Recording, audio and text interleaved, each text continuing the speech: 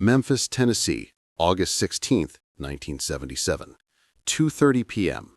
The suffocating heat of the American summer seems to freeze time as an ambulance speeds through the gates of Graceland, sirens tearing through the silence that had always protected that mansion.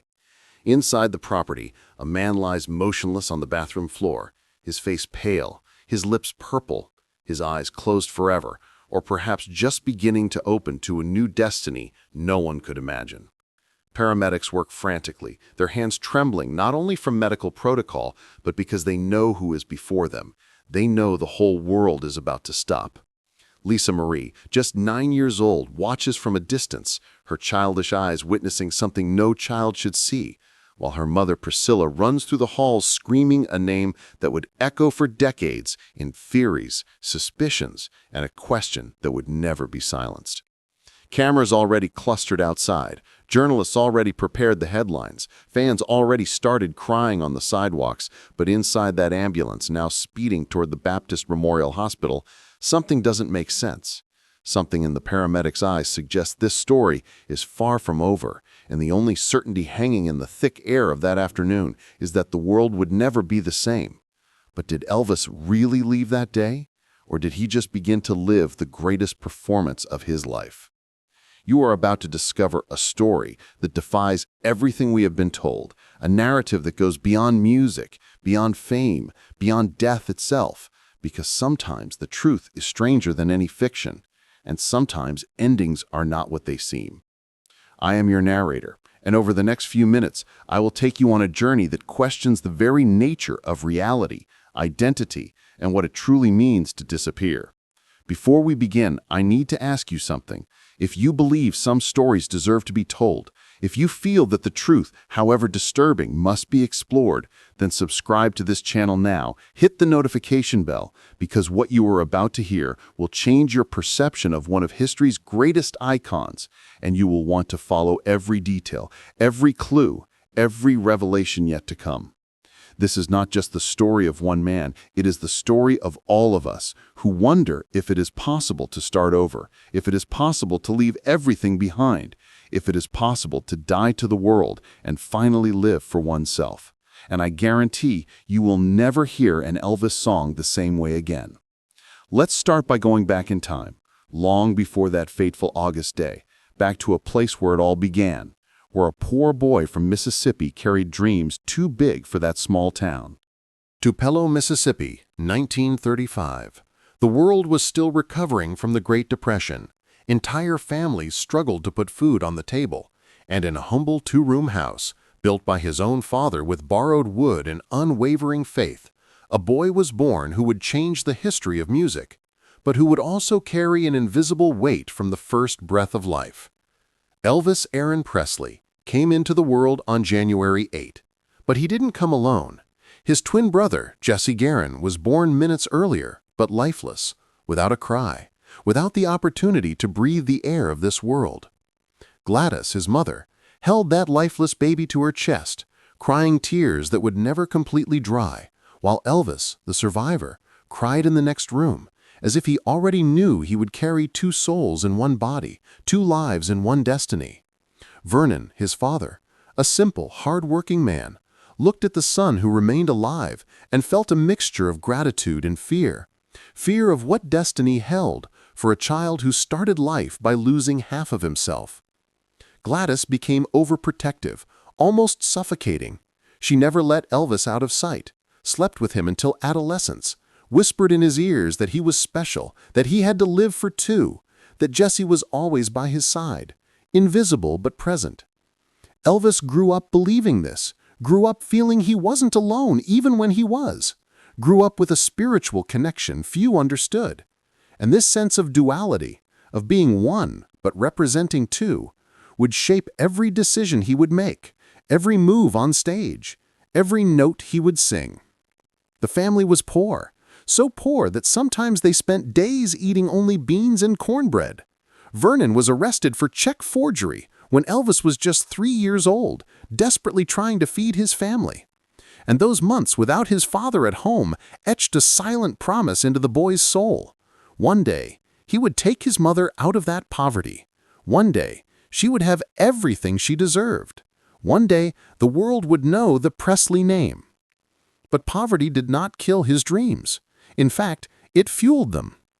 Music entered Elvis's life through the church, the Assembly of God Church, where Gladys took him every Sunday, where the gospel hymns made the walls shake and souls elevate, where Elvis, still a boy, closed his eyes and felt something greater than him take over his body, something that made his hands tremble and his voice explode in notes that did not seem to come from him but from somewhere celestial.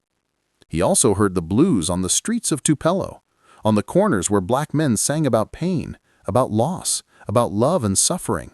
And Elvis, different from other white boys of the time, did not see difference, did not see race, saw only music, saw only truth, and absorbed it, like a sponge absorbs water. At 11 years old, Gladys gave him a guitar for his birthday. It cost $12.95, money she didn't have but found. And Elvis held that instrument as if it were the key to another dimension. He spent hours strumming the strings, imitating the sounds he heard on the radio, creating melodies in his head, imagining a future that seemed impossible, but that his heart insisted was real. In 1948, the family moved to Memphis, Tennessee, seeking better opportunities, but finding more of the same poverty, living in tenements, in neighborhoods where violence was routine and hope was a luxury. Elvis attended Humes High School. He was shy, quiet, wore different clothes that caused laughter and mockery, let his hair grow long when everyone wore military cuts, and began to develop that unique personality that would later become his trademark. But at that time, it was just a source of jokes. He worked wherever he could, in a furniture factory, then as a truck driver, waking up before the sun rose, coming home when it was already dark, giving every cent to Gladys, but never abandoning his guitar, never stopping dreaming, never letting the music die within him. And then, one summer day in 1953, something changed. Elvis was 18, had just graduated from high school, and decided to walk into the Memphis Recording Service, a small studio on Union Avenue that offered anyone the opportunity to record a song for $4. He said he wanted to record a song to give to his mother as a gift, but the truth is, he wanted someone, anyone, to hear his voice and recognize what he already knew he had. Sam Phillips, the studio owner and founder of Sun Records, wasn't there that day, but his assistant, Marion Keisker, was. And when Elvis began to sing My Happiness, she stopped what she was doing, her hair stood up, and she thought to herself, this kid has something different. She made a note, good ballad singer, hold on. And she held on. Months later, Sam Phillips was looking for a singer to record a specific song, and Marion remembered that shy boy with a unique voice. Phillips called Elvis, and thus began a partnership that would change the music forever. In July 1954, during a recording session that was going nowhere, Elvis, guitarist Scotty Moore, and bassist Bill Black were taking a break, tired, frustrated, when Elvis picked up the guitar and began playing around with That's All Right, an old blues song by Arthur Crudup. But he sang it differently, faster, with more energy, mixing blues with country, with gospel, with something that didn't have a name yet. Scotty and Bill jumped into the rhythm, and suddenly the room exploded in an energy that no one there had ever felt. Sam Phillips shouted from the booth, "What the hell are you doing?" And Elvis, still shy, replied, "We don't know." And Sam said, "Well, figure it out again, because that was perfect." That recording aired on the radio 2 days later, and the station's phone didn't stop ringing.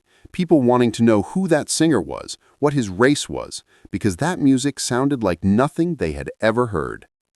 Elvis Presley had just invented rock and roll, although he would never claim that title, always saying he just sang what he felt, that the music came from a place he didn't control, that he was just a channel for something greater.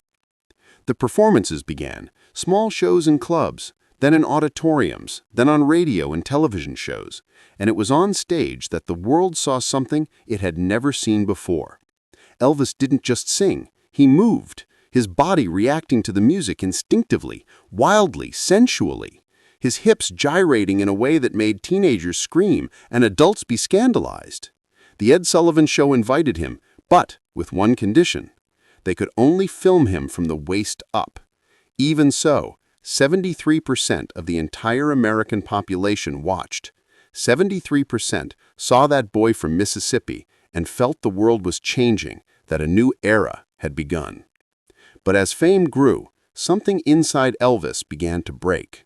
Gladys, his beloved mother, began drinking heavily, unable to cope with the exposure, with the crowds, with the constant fear that something would happen to his boy. Elvis bought Graceland for her in 1957, a mansion where she would be queen, where she would have everything that poverty denied her. But she wandered the empty corridors like a ghost, lost, unhappy, saying she preferred the old house in Tupelo.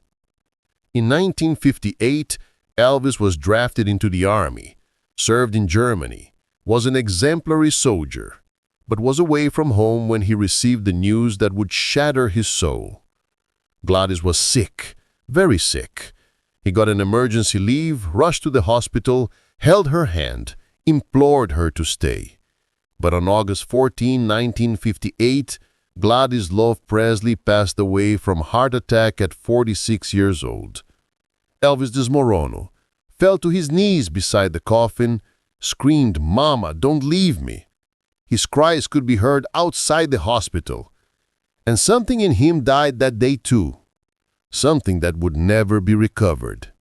He returned to Germany a different man, darker, more lost, and it was there he met Priscilla Bioliu, a girl of just 14, daughter of an Air Force official. Elvis, then 24, became obsessed with her, saw in her an innocence he had lost, saw a chance to mold someone the way he wanted, the way he might be able to fill the void Gladys left. They began a relationship that by today's standards would be considered problematic, but which at the time was romanticized by the media. Anos depois, in 1967, they married, and in 1968 Lisa Marie was born, Elvis's only child, the girl who years later would witness her father's supposed death. But the marriage was doomed to fail from the start. Elvis was increasingly addicted to medication prescribed by complacent doctors, pills to sleep, pills to wake up, pills to perform, pills to exist.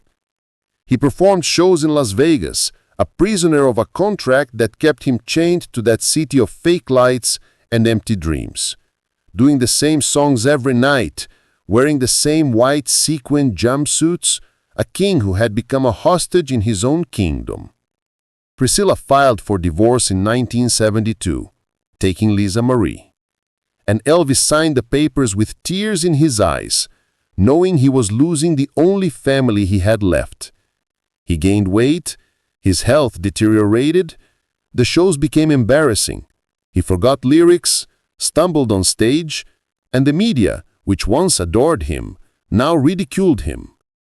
Colonel Tom Parker, his manager since the early days of fame, controlled every aspect of his life, took 50% of everything Elvis earned, kept him working non-stop, refused offers for international tours because Parker himself was an illegal immigrant from the Netherlands and could not leave the country.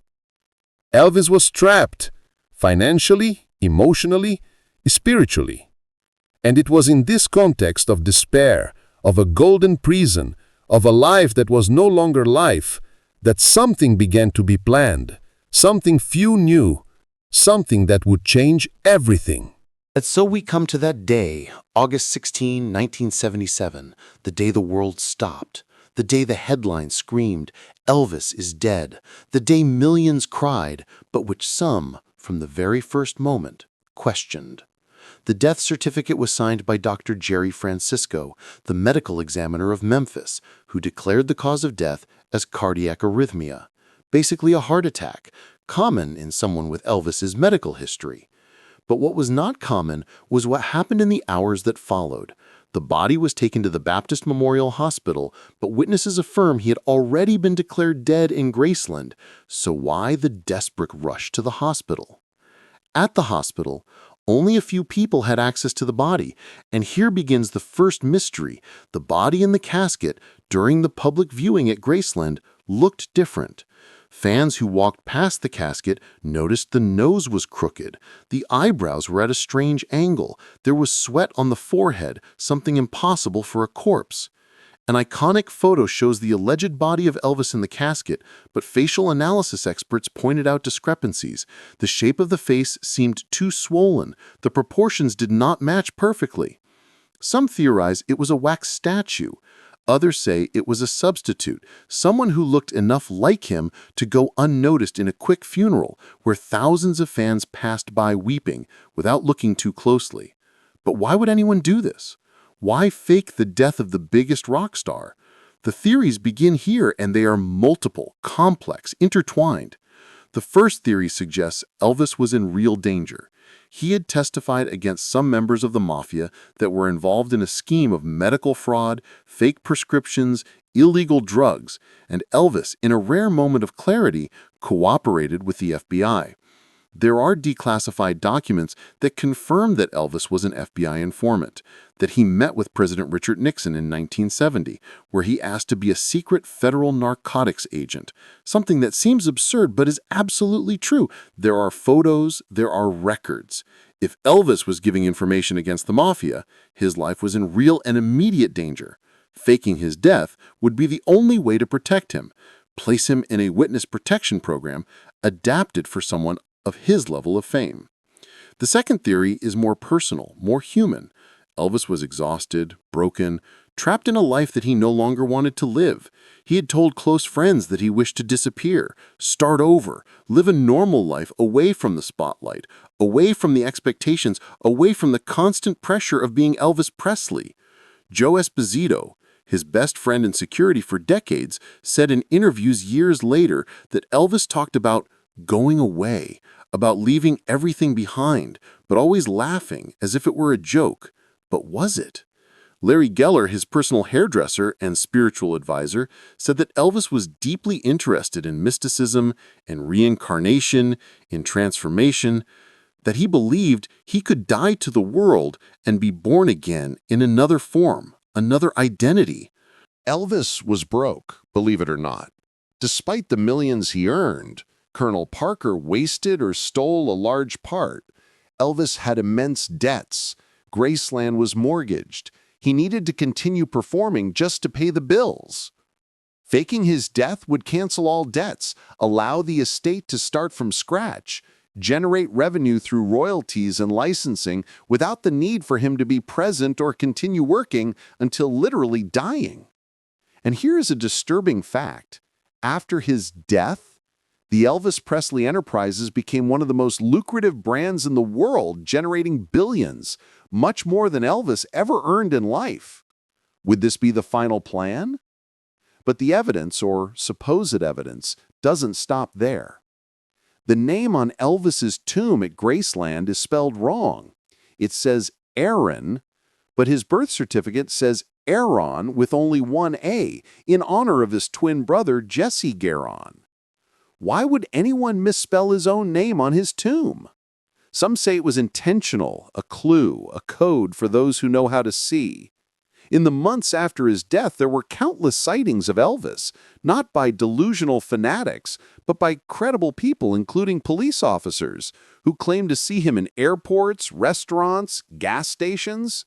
One of the most famous was in Kalamazoo, Michigan, where a woman took a photo of a man in the background who looks unsettlingly like Elvis. Same facial structure, same posture, and the photo was analyzed by experts who confirmed that it was not an obvious fraud. There is also the story of Muhammad Ali, the legendary boxer, who said in an interview in 1984 that he had received a call from Elvis. Yes, years after his supposed death, and that they talked for 20 minutes. But Ali refused to give details, saying only, "Some things must remain private."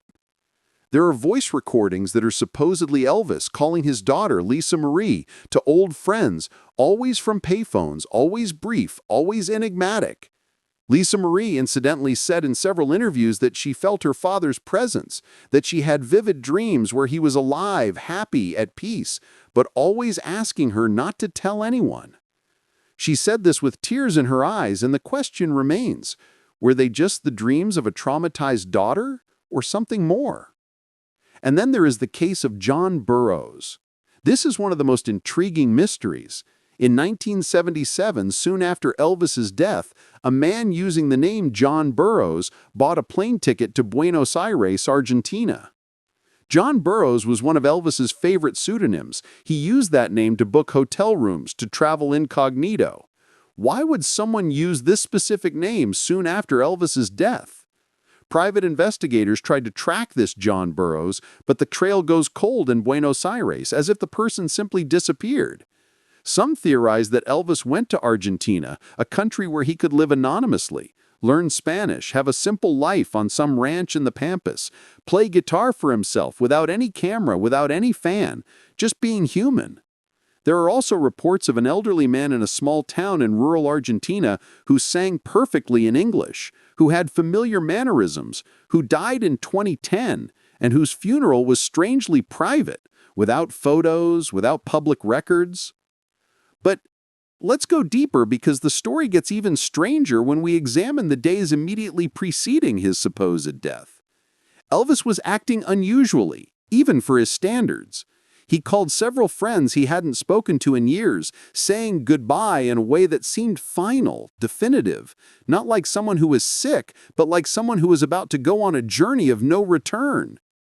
He asked his personal doctor, Dr. George Nicopolis, known as Dr. Nick, to prescribe an absurd amount of medication in the preceding weeks, much more than even his usual addiction required, as if he was stocking up for something.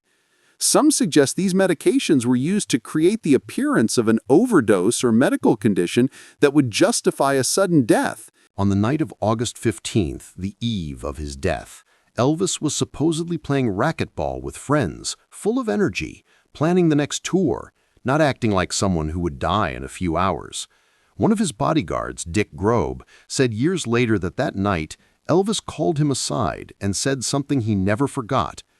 "Take care of my family when I'm no longer here, but remember, things are not always what they seem." At the time, Grobe thought it was just Elvis being dramatic, but after the death, those words gained a different weight. And there is the mystery of the book. On the day of his death, Elvis was reading a specific book, A Scientific Search for the Face of Jesus, a book about the Shroud of Turin, about death and resurrection, about how someone can appear dead but not be. Why was he reading exactly that book that day? Coincidence or a clue?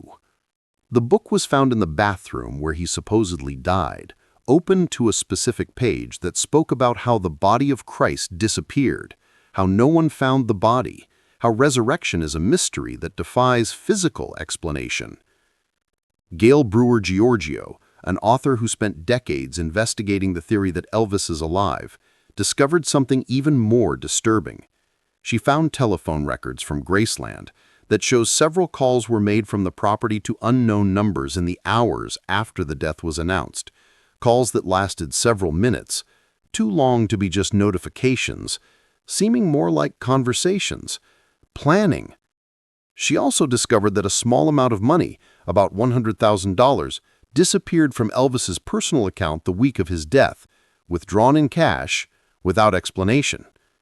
$100,000 would be more than enough to start a new life in another country in 1977. There is also the issue of footprints.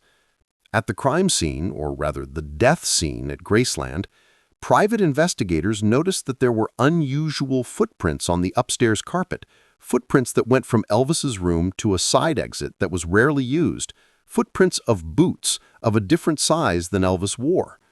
The police never investigated this officially, filed the case as natural death almost immediately, without a full autopsy, without in-depth investigation, as if someone wanted the matter to be closed quickly. And who would benefit from a quick closing? Colonel Tom Parker mainly. After Elvis's death, Parker immediately began selling merchandise, licensing Elvis's image, making deals that would guarantee his own financial stability. If Elvis were alive, he could eventually break with Parker, fire him. But with Elvis dead, Parker controlled everything, along with the estate. Parker died in 1997, taking whatever secrets he had to the grave. But in his final years, when he had dementia, nurses reported that he talked to himself, saying things like, "Elvis, forgive me," and "I did what I had to do." Forgive what? Do what exactly?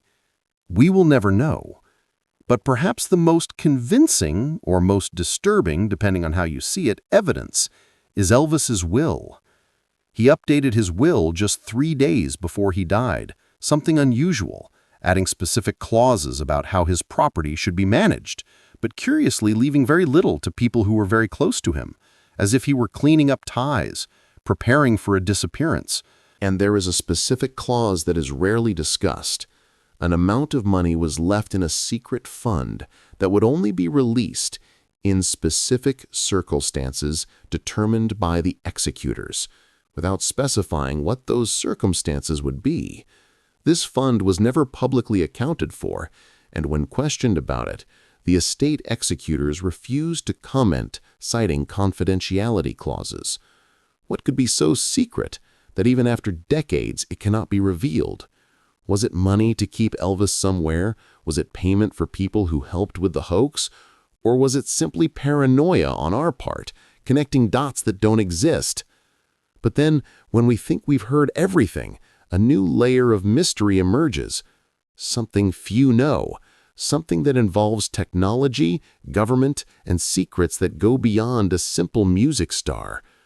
In 2010, an independent documentary interviewed a retired former FBI agent who, under condition of anonymity, affirmed that there was a secret program in the 1970s to protect high-profile celebrities who were at risk due to their involvement with criminal investigations. He did not mention Elvis specifically, but described a case of an extremely famous musician who was placed under a completely new identity with fake documents, subtle plastic surgery, and relocation to a non-extraditable country. When asked if this person was still alive, he simply smiled and said, "Some operations never end officially." Was it Elvis? Was it someone else? We don't know, but the timing is interesting. And then there are the most recent sightings, already in the 21st century, that are even more difficult to ignore. In 2016, a woman at Graceland was making a video call with her daughter when a figure appeared in the background, exiting one of the doors that is normally closed to the public. The figure was of an elderly man, about 80 years old, wearing sunglasses and a hat, but with a posture and a walk that several people who analyzed the video said was unmistakably Elvis, that characteristic sway, that presence. The Graceland team said it was just an employee, but refused to identify which employee, and the video, which went viral, was never completely explained.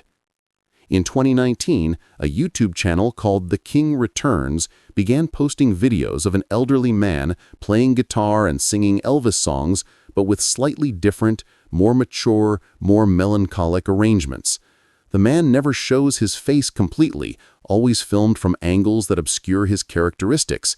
But his voice, my God, his voice is unsettlingly similar, with that characteristic vibrato, that raw emotion.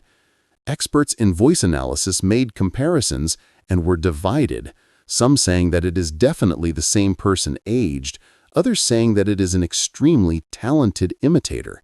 The channel abruptly stopped posting in 2020 after only 12 videos, without explanation, and all attempts to track who was behind the channel led to dead ends. IP addresses using VPNs that hop through several countries. Impossible to track. Why would someone do this? To troll the fans? To keep the mystery alive? Or because Elvis himself, now in his late 80s, felt a final need to play music one more time, to connect with the world he left, but without fully revealing who he is? And we cannot ignore the psychological impact of all this. Lisa Marie Presley, before her tragic death in 2023, spoke in some interviews about how growing up with a father that the world considered dead affected her entire life.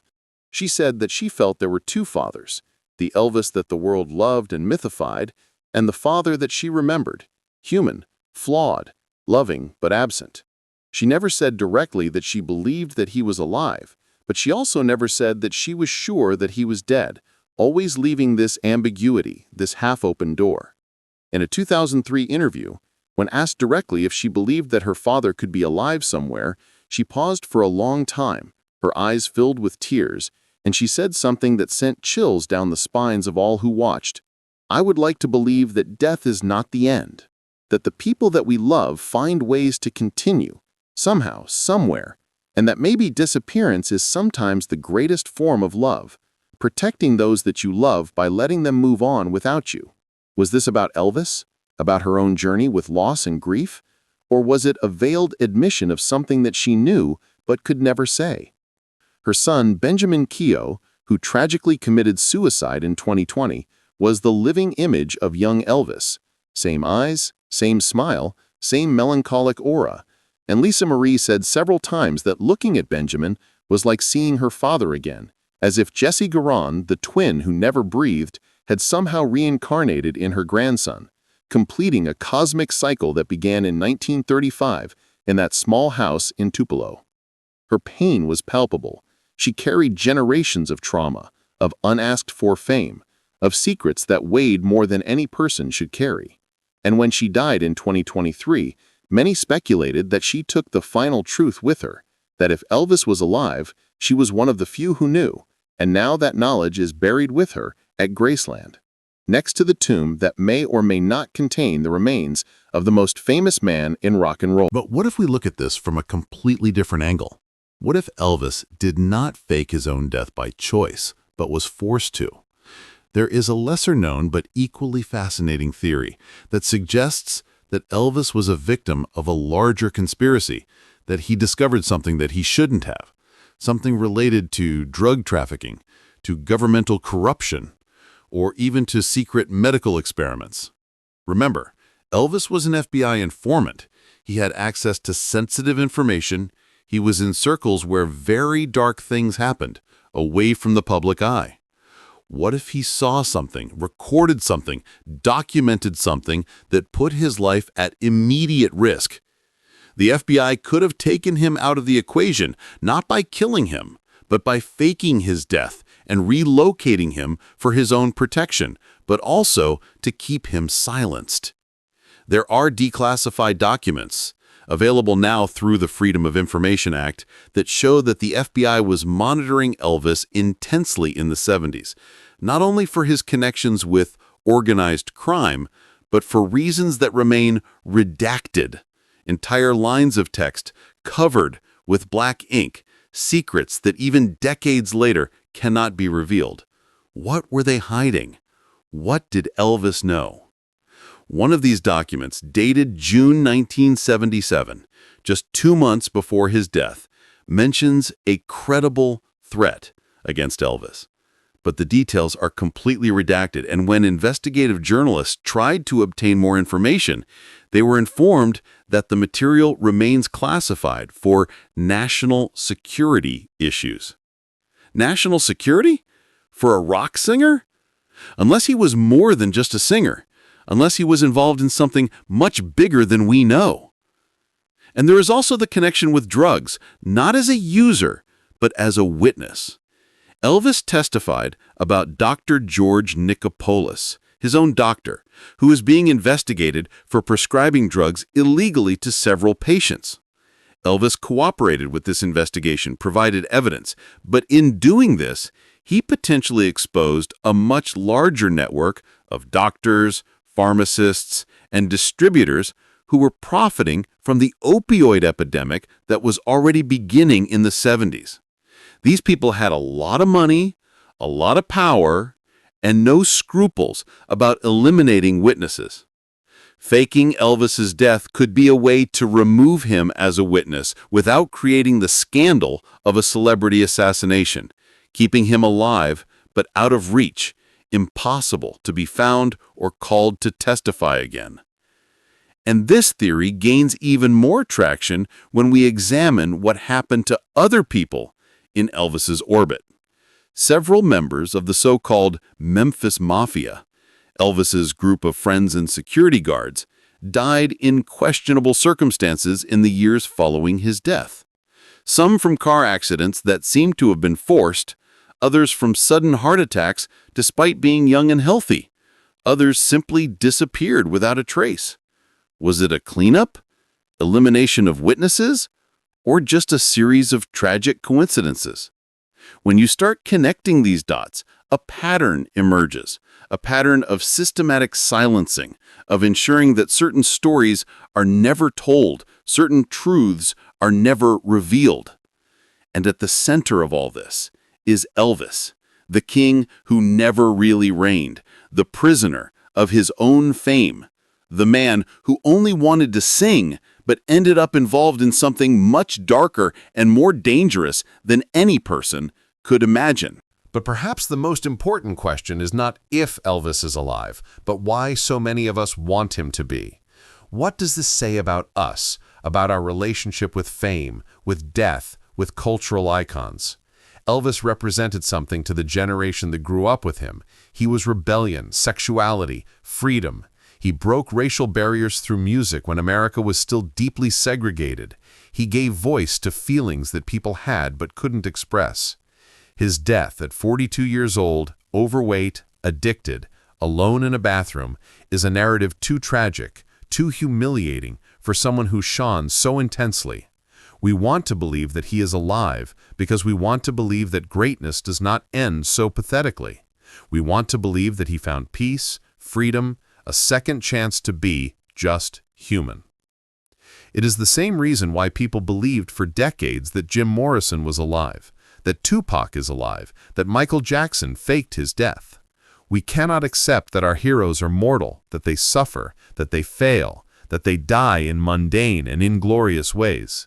We need the myth more than we need the truth, and perhaps Elvis knew this. Perhaps he understood that Elvis Presley, the icon, had to die so that Elvis Aaron Presley, the man, could finally live. And if this was his final gift to us, the opportunity to keep him alive through belief, through hope, through the stories that we tell and retell, then perhaps he never really died. Because as long as we talk about him, as long as we question, as long as we search, he exists somewhere between reality and the myth, exactly where all great artists desire to be. And then, in 2024, something happened that reawakened all this mystery in a way that no one expected. An elderly woman in a small town in the interior of New Mexico called Roswell, ironically the same place famous for supposed alien activity, posted a video on a private Facebook account that quickly went viral before being deleted. In the video, she showed an old, faded photograph of a man she said was her deceased husband. The man in the photo was in his late 60s when the photo was taken, probably in the 90s, and although he wore a thick beard and thick glasses, something in the shape of the face, in the curve of the lips, in the way he held his head, was unsettlingly familiar. The woman, identified only as Margaret, said in the video that her husband was named John, that he never talked about his past, that he appeared in the city in 1978 with no history, no family, no explanations. They married in 1980, lived a simple life, he worked as a carpenter, loved animals, played guitar at night on the porch, but never in front of other people. She said that he had terrible nightmares, woke up screaming names that she did not recognize: Gladys, Priscilla, Lisa, Vernon, and when she asked, he said that they were just dreams, nothing more. John died in 2015 of cancer, and only on his deathbed, he held her hand and whispered, "I'm not who you think I am, but I loved you truly, and that was the only real thing in my life." She thought that it was the delirium of morphine, but after his death, finding old things of his in the attic, she discovered a locked box, forced it open, and inside there were newspaper clippings about Elvis, dozens of them, carefully preserved, photos of Graceland, letters never sent addressed to "My dear Lisa Marie," and more disturbingly, a document that looked like a fake birth certificate with the name John Michael Hartley, but with annotations in the margins in a different handwriting saying EAP, born January 8, 1935. Margaret was confused, frightened, did not know what to do with this information, so she posted the video seeking answers, but within hours the video was removed, her account was hacked and deleted, and when journalists tried to find her, she had disappeared. Neighbors said that she moved suddenly, left the house empty, left no forwarding address. The house was quickly bought by an LLC company, without a face, without a public owner name, and has been empty ever since. The video was saved by some people before being deleted, and forensic analyses of the photograph that Margaret showed were done by independent experts. The results were inconclusive. Some said yes, it could be aged Elvis. The facial proportions matched within an acceptable margin, considering aging and possible subtle plastic surgery. Others said no, that it was just someone who looked a little like him, that we saw what we wanted to see. But the question remains, who was John Michael Hartley? Why did he have all that Elvis memorabilia? Why did he never talk about his past? And most importantly, why did someone go to the trouble of making Margaret and all the evidence disappear if there was nothing to hide? Experts in behavior and psychology also weighed in on this phenomenon. Dr. Stephen Novella, a Yale neurologist, explains that our brains are programmed to recognize patterns even when they don't exist, a phenomenon called pareidolia, which makes us see faces in clouds, in toast, in spots on the wall. When we want to see Elvis in a blurred photograph, in a distant figure, our brain fills in the blank spaces, creates connections, makes sense of the chaos. He suggests that most, if not all, Elvis sightings can be explained by this natural tendency combined with the deep desire that our heroes do not die. But Dr. Novella also admits that science cannot prove a negative, that it is impossible to definitively prove that someone is not alive somewhere, hidden, living under another identity, especially someone with resources and motivation to make it work. The absence of evidence is not evidence of absence, as they say, and in Elvis' case, there was enough room in the absence of conclusive evidence for doubt to persist, for hope to continue, for the mystery to remain alive. And perhaps that is exactly what Elvis would have wanted, if he really planned all this.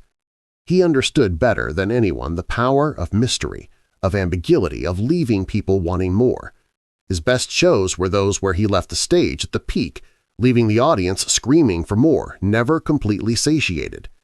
His death, or disappearance, followed the same principle, left us wanting more, searching for answers, keeping him relevant not only as a relic of the past, but as a living mystery of the present. And we cannot ignore the spiritual aspect of all this, something that was profoundly important to Elvis. He was not just an artist, he was a seeker, someone obsessed with questions about the meaning of life, about God, about purpose. Larry Geller, his friend and spiritual confidant, wrote books about the conversations that he and Elvis had, about reincarnation, about astral plans, about how physical death is not the end but a transition. Elvis believed that he had a spiritual mission, that his music was sacred, that he was a channel for something divine. When he sang gospel, he said that he felt God moving through him, that it was not him singing, but something greater using his voice. This deep belief shaped his vision of death and existence. He did not see death as an end, but as a transformation, and several times told Geller that when his time on this plane ended, he would continue in another form, perhaps invisible, perhaps in another body, but he would continue. Could his death have been a form of conscious transition, a way to die to the ego of Elvis Presley and be reborn as something new? Geller believes so. He says that Elvis planned his spiritual exit, that he knew that he could not continue in the form that he was in, trapped, sick, lost, so he chose to transcend. And if that means faking a physical death to achieve spiritual freedom, then that's what he did. It may sound absurd to skeptical minds, but for those who knew Elvis, for those who understood his spiritual journey, it makes all the sense in the world. He was not running away from responsibility. He was answering a higher calling, a need to free his soul from a prison that became unbearable. And there is also the unsaid testament, the things that Elvis left behind that speak louder than words. His songs, especially those recorded in the last years of his life, carry a weight, a melancholy, a sense of farewell that we only recognize in retrospect. Listen to Hurt, recorded in 1976. Listen to the way his voice breaks in certain parts, how he sings, "I hurt myself today to see if I still feel." And you hear a man confronting his own mortality, his own pain, his own exhaustion. Listen to Unchained Melody, his last known recording, made just months before his death, only him and a piano. His voice, raw, without effects, without production, pure emotion. And you hear farewell. You hear someone letting go of everything that bound him. These recordings are not just songs. They are documents. They are confessions. They are letters of love and goodbye to all of us. And when you hear them knowing that he would die or disappear shortly after, they gain a prophetic meaning, as if he were preparing us, telling us that it was time, that he needed to go, and that everything would be all right. Lisa Marie said once that her father sang these songs to her when she was little, and she felt that he was saying goodbye even when she did not understand what it meant. She felt that he was preparing for a long trip, a trip from which he would not return, at least not in the way that she knew.